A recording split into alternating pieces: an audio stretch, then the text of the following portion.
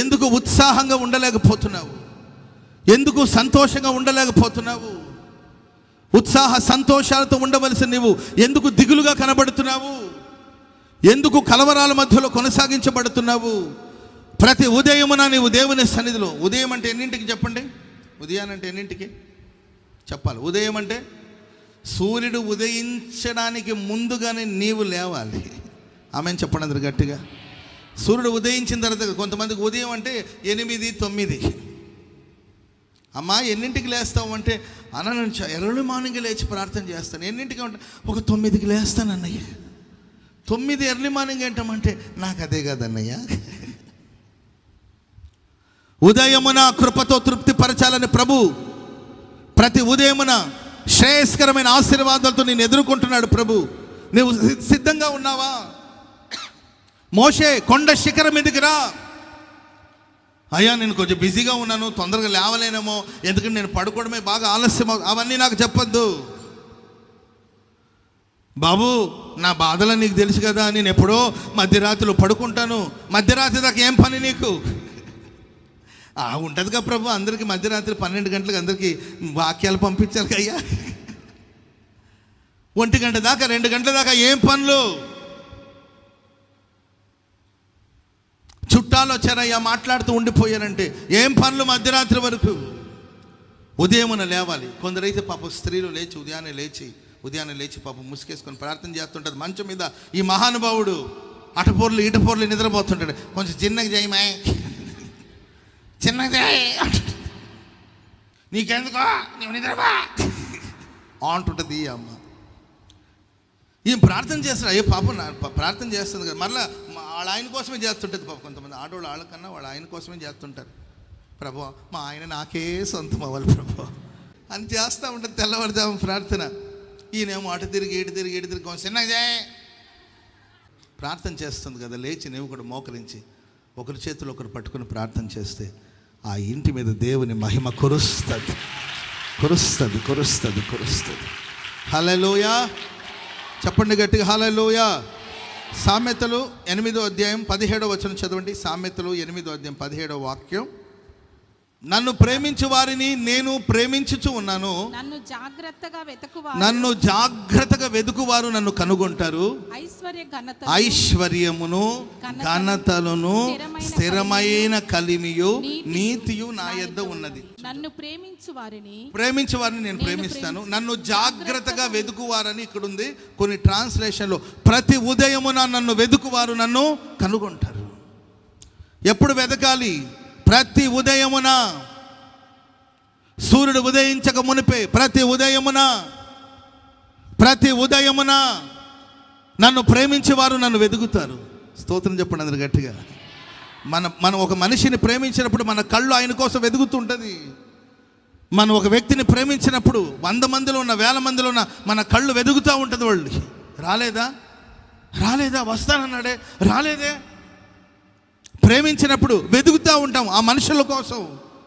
ప్రేమించినప్పుడు ఆ మనుషుల కోసం మన కళ్ళు వెతుకుతూ ఉంటుంది. నన్ను ప్రేమించిన వారిని నేను ప్రేమిస్తాను. వాళ్ళు నన్ను ప్రేమించారు కనుకనే ప్రతి ఉదయమున లేచి వాళ్ళు నన్ను వెతుకుతూ ఉంటారు. వాళ్ళు వెతుకుతున్నప్పుడు నేను వారికి ప్రత్యక్షం అవుతాను, వారికి ఐశ్వర్యం ఇస్తాను, వాళ్ళకి ఘనతనిస్తాను, స్థిరమైన కలిమినిస్తాను. ఆమెను చెప్పండి అందరు గట్టిగా.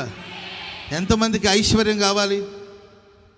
నేను ఆమెను అంటాను, మీ ఇష్టం. వద్దనుకుంటే మరలా బెగ్గింగ్లో బతకాల్సిందే. ఎంతమందికి ఐశ్వర్యం కావాలి? నాకైతే కావాలండి. ఎన్ని కోట్లు ఇచ్చినా హ్యాపీగా తీసేసుకుంటా.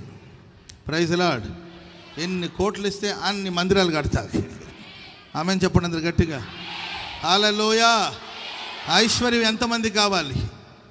నాకు కావాలి ఐశ్వర్యం, సంపద కావాలి, ప్రేమక గారికి కావాలి, సిస్టర్స్కి వద్దా ఐశ్వర్యం? అందరికి కావాలి. మా పాస్టర్స్కి అయితే చాలా కావాలి. ఐశ్వర్యం కావాలి. ఎప్పుడు ఇస్తారు? ఎర్లీ మార్నింగ్ లేచి ప్రార్థన చేయండి. సర్వ సంపదలు నీ ఇంట్లో ఉండబోతుంది. ఐశ్వర్యం నీ ఇంట్లో ఉండబోతుంది. హల్లెలూయా. ఘనత కావాలి, ఘనపరచబడాలి. చదువులో, ఉద్యోగంలో, వ్యాపారంలో నీవు ఘనమైన పాత్రగా ఉండాలి. ప్రజలు నీకు రెస్పెక్ట్ ఇవ్వాలి, మనుషులు నిన్ను గౌరవించాలి, ఘనత నిమిత్తమైన పాత్రగా ఉండాలి. ఆమెను చెప్పండి గట్టిగా. కొన్ని చోట్లకు మేము వెళితే అసలు వాస్తవంగా అక్కడికి వెళ్ళడానికి అవకాశం ఉండదు, కానీ మేము వెళితే అక్కడ మాకు రెడ్ కార్పెట్ వేసి మాకు వెల్కమ్ చెప్తారు. మమ్మల్ని బట్టి కాదు, అక్కడ ఒక ఆయన ఉంటాడు మనకు తెలిసిన ఆయన, అన్న మీరు రండి నేను చూసుకుంటాను.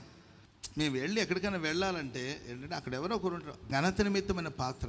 ఆయన వెళ్ళిపోతే సార్ రండి రండి రండి అని వాళ్ళు రెస్పెక్ట్ ఇస్తుంటే వాళ్ళకున్న గౌరవాన్ని బట్టి మాకు అసలు రెడ్ కార్పెట్ వేసినట్లు. హల్లెలూయా. ఎర్ర తివాచి అంటారా, రెడ్ కార్పెట్ వేసినట్లు మాకు వెల్కమ్ చెప్తున్నారు. మీరు చదువుకున్న చోట కానీ, ఉద్యోగం చేస్తున్న చోట కానీ, వ్యాపారం చేస్తున్న చోట కానీ ఘనత నిమిత్తమైన పాత్రగా మారాలంటే ఎప్పుడు లేవాలి? లేవాలా వద్దా? ఎన్నింటికి లేవాలి? సూర్యుడు ఉదయించే లోపల నీవు ఉదయించాలి. స్తోత్రం చెప్పండి అందరు గట్టిగా. నన్ను ప్రేమించేవాడు ప్రతి ఉదయమున నన్ను వెతుకుతాడు, అతనికి నేను కనబడతాను. దావీదు అంటాడు, దేవా నా దేవుడవు నీవే, వేకువనే నేను నిన్ను వెతుకుతున్నాను. ఆయన వెతకడానికి ఒక సమయం ఉంది. Praise the Lord. చెప్పండి గట్టిగా హల్లెలూయా, హల్లెలూయా. దేవుడు చూడండి మనల్ని రాత్రంతా, ఉదయాన్నే నేను నిద్ర లేచానంటే సామాన్యమైన విషయం కాదు. చాలామంది అంటున్నా, అన్న రాత్రి నిద్రలోనే పోయాడన్నా. ఎంతమంది అర్ధరాత్రి వేళ వెళ్ళిపోతున్నారో తెలియట్లా. నీవు ఉదయాన్నే లేస్తున్నావంటే ఇది ఆయన కృప కాదంటవా?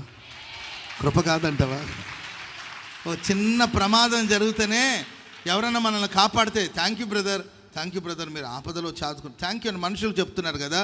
రాత్రంతా దేవుడు నిన్ను కాపాడి ఏంటండి, మరణదూత వచ్చి నీ పక్కన నిలబడి, రే పోరా ఇప్పుడు కాదు లేపో, మరణదూత ఈ టైం అయిపోయింది, వీడు 70 సంవత్సరాలు తినాల్సిందని 40 సంవత్సరాలకి తినేసాడు, ఈ టైం అయిపోయింది, రే పోరా, దీర్ఘాయువుతో నా బిడ్డలు నేను తృప్తిపరచుచున్నాను. చెప్పండి కూడా మొదలు గట్టి. Praise the Lord. మరణదూత ప్రభు అయిపోయింది, టైం అయిపోయింది, రే పోరా పో. నా బిడ్డ ఉదయాన్నే లేచి నా సన్నిధిలో ప్రార్థన చేస్తాడు, ఉదయాన్నే లేచి కృతజ్ఞతాస్తుతులు చెల్లిస్తాడు, థ్యాంక్ యూ అంటాడు. నా వైపు చూసి నా వైపు నా కళ్ళలో చూసి దేవా నీకు వందనాలు అంటాడు. ఆ స్వరాన్ని వినాలనుకుంటున్నాను నేను. వెళ్ళరా అని చెప్పి దేవుడు మరణదూతని తరిమేసి నిన్ను కాపాడుతున్నాడు. మరి లేచి ఆయనకు వందనాలు చెప్పే పని లేదా? ఉదయం లేచి ఆయనకి గుడ్ మార్నింగ్ చెప్పే పని లేదా? ప్రభువా గుడ్ మార్నింగ్ ప్రభువా, ఈ రోజంతా శుభం జరగాలి, ఈ రోజంతా కృప కలగాలి. Praise the Lord. చెప్పండి గట్టిగా హల్లెలూయా.